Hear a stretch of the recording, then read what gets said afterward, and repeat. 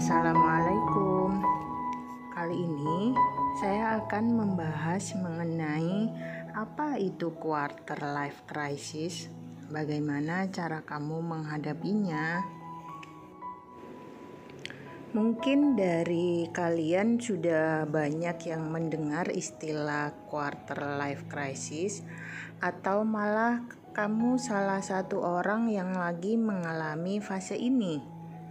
Menjadi dewasa merupakan keharusan bagi setiap orang, sebab tentunya kamu gak bisa menahan laju waktu. Tak jarang itu memunculkan krisis dalam diri kamu. Oleh sebab itu, yang bisa kamu lakukan hanyalah mempersiapkan sebaik-baiknya masa dewasa tersebut. Salah satunya dengan cara mengenali ciri dari fase quarter life crisis. Di fase quarter life crisis, mungkin bakal muncul pertanyaan, misalnya dalam karir, apakah aku sudah melakukan pekerjaan yang benar-benar aku sukai? Rasanya kok bosen banget ya ngerjain hal yang itu-itu aja. Pertanyaan semacam ini mungkin terus menghantui kamu dalam sehari-hari. Mulai saat kamu bangun tidur, bekerja di kantor, sampai balik lagi ke rumah untuk istirahat. Dari situ, quarter life crisis mungkin akan membuat kamu merasa kayaknya hidupku cuma buat nyenengin orang lain doang deh.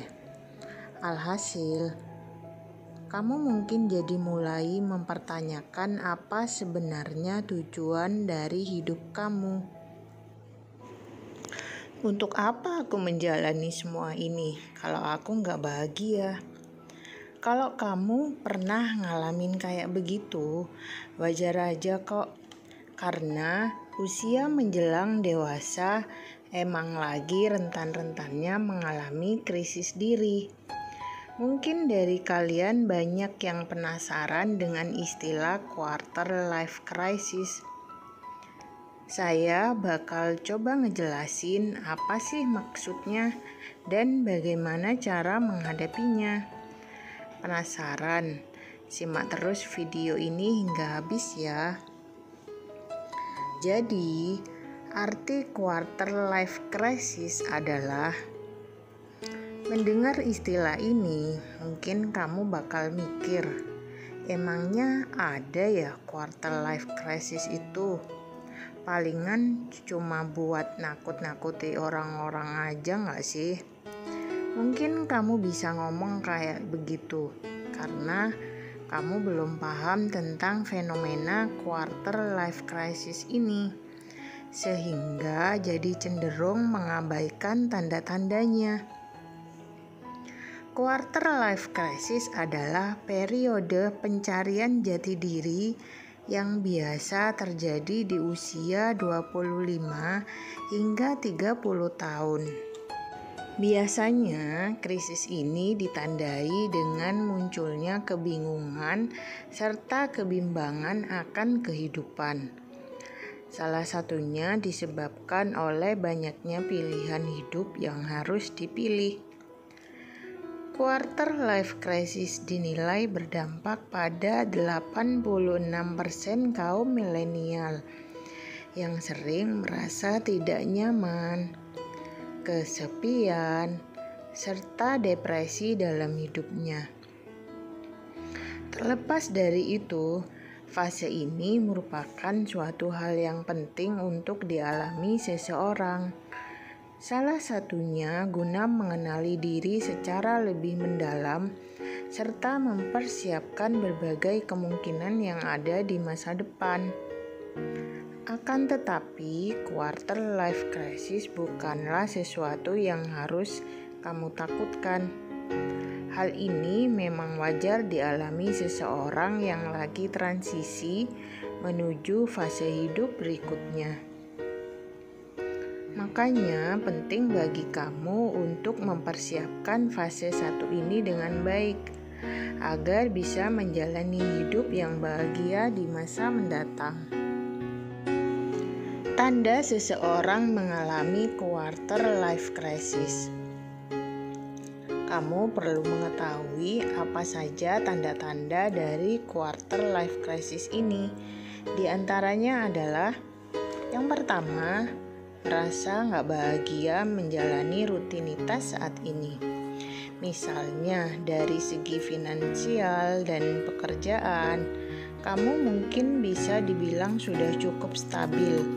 Mulai dari hunian di tengah ibu kota, mobil keluaran terbaru, hingga tabungan yang cukup. Akan tetapi, kamu merasa bahwa rutinitas pekerjaan kamu itu nggak membuat kamu bahagia. Entah karena kamu menjalaninya hanya karena ingin membahagiakan orang tua atau memenuhi kebutuhan sehari-hari. Yang kedua, sering mencemaskan apa yang akan terjadi di masa depan. Misalnya, kamu lagi pergi ke coffee shop selepas pulang dari kantor buat melepas penat selama bekerja. Di sela-selanya muncul pikiran dalam benak kamu tentang masa depan. Misalnya, nanti setelah pensiun, hidup aku bakal kayak gimana ya? Pikiran itu mungkin terus menghantui kamu, baik saat bekerja maupun beristirahat. Yang ketiga, merasa minder saat melihat aktivitas teman di medsos. Misalnya, kamu lagi main Instagram nih di sela kesibukan pekerjaan kantor. Pas lagi buka Instastory, ada teman kuliah kamu yang ternyata telah menikah di usia kamu saat ini. Mana pasangannya cantik dan terlihat bahagia lagi. Alhasil, kamu mungkin jadi minder gara-gara kamu belum menikah. Yang keempat, menyadari bahwa segala hal tidak selalu berjalan sempurna. Saat kamu kecil, menjadi dewasa mungkin menjadi sesuatu yang kamu idam-idamkan. Mulai dari punya uang banyak, bisa bebas bepergian, hingga menikah dengan pasangan idaman. Hal itu terus-menerus melekat dalam pikiran kamu hingga kamu lupa bahwa kadang hidup itu tidak seindah yang kita bayangkan. Yang kelima, merasa tidak bahagia walaupun memiliki segudang prestasi. Saat kuliah, bisa dibilang mungkin kamu salah satu mahasiswa yang berprestasi, mulai dari lomba internal hingga eksternal kampus. Namun, setelah kamu lulus dan bekerja di perusahaan bonafit, kamu merasa nggak bahagia dengan pekerjaan tersebut. Entah karena lingkungan yang tidak nyaman atau pekerjaan yang bukan passion kamu. Dilema yang terjadi adalah pemicu quarter life crisis. Seiring bertambahnya usia, bisa dibilang semakin banyak pula pilihan yang kamu miliki. Mulai dari pilihan seputar pendidikan, pekerjaan, hingga keimanan. Tak jarang, itu mungkin kerap membuat kamu merasa berada di persimpangan jalan antara mengambil jalur kiri atau kanan. Alhasil, persimpangan tersebut membuat kamu menjadi bimbang. Mau ambil jalur yang mana ya? Nah, mungkin ada banyak dilema saat kamu mengalami quarter life crisis. Di antaranya, yang pertama, berbagai pilihan dalam hidup. Selepas dari bangku kuliah, berbagai pilihan mungkin kamu temui dengan mudah. Mulai dari pilihan untuk melanjutkan studi, langsung bekerja, hingga memutuskan menikah. Dari situ, kamu mungkin akan dihantui perasaan anxious, insecure, hingga overthinking. Hal itu antara lain disebabkan oleh dilema akan pilihan hidup kamu. Misalnya, kamu lagi bingung mau melanjutkan S2 atau langsung bekerja.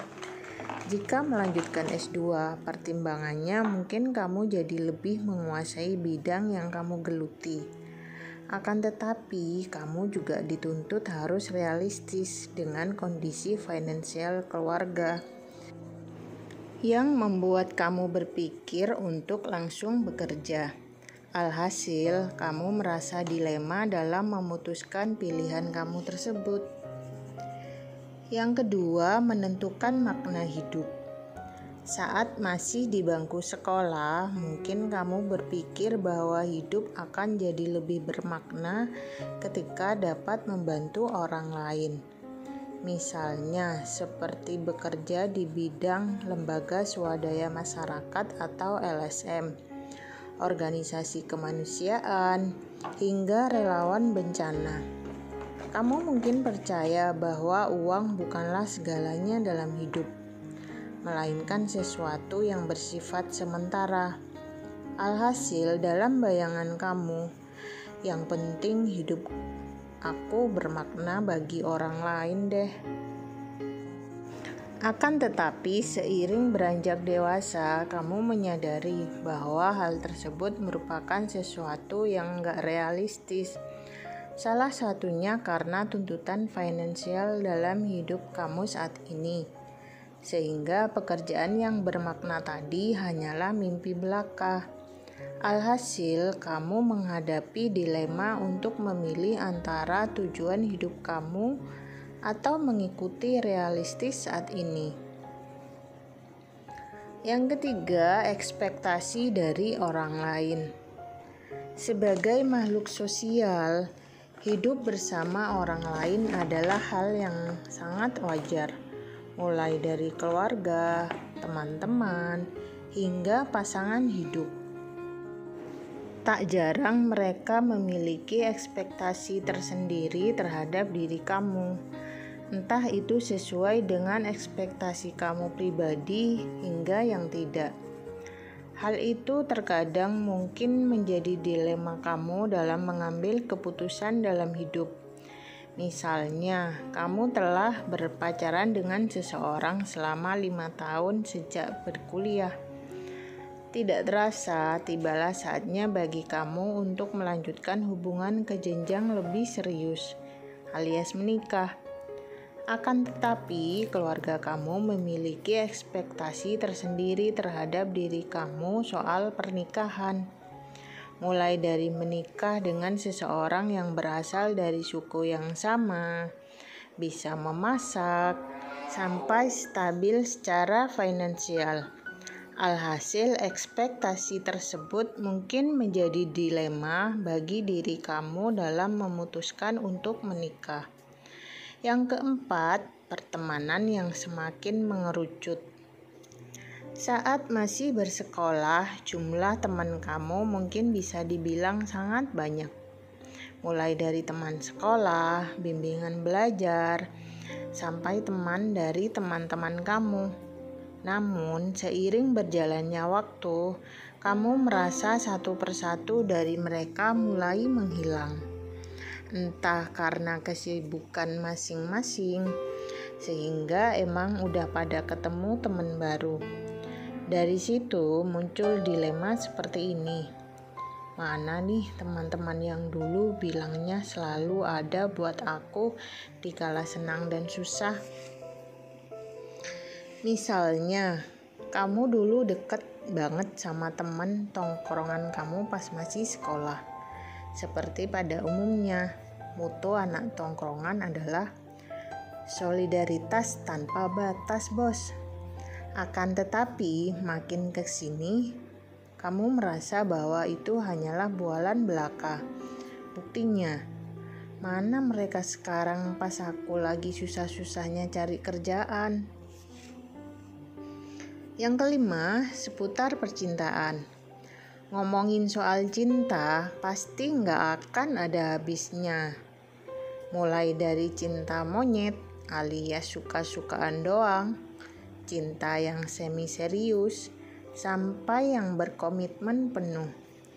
Terlepas dari itu, menjadi sesuatu yang wajar bagi kamu untuk ingin merasa dicintai oleh seseorang.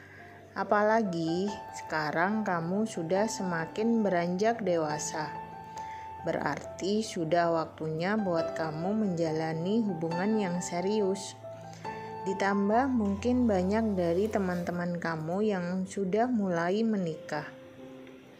Dari situ mungkin muncul dilema dalam diri kamu seperti, aku pengen sih segera nikah kayak teman-teman aku.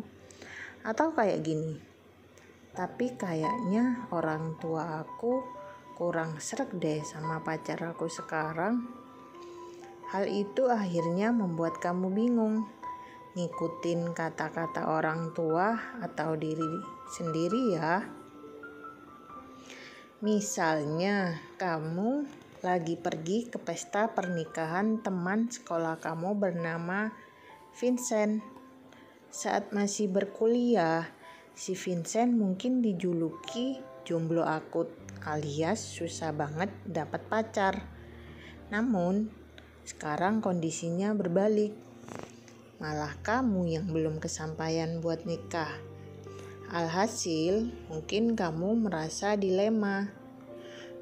Vincent si jomblo akut udah nikah. Giliran aku kapan ya? Nah, bagaimana cara menghadapi quarter life crisis? Mungkin kamu bakal bertanya, terus gimana dong cara aku menghadapi quarter life crisis ini? Apakah cuma perlu meratapi keadaan yang aku alami saat ini?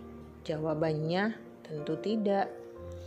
Bagaimanapun juga, kamu perlu mempersiapkan fase ini dengan sebaik-baiknya.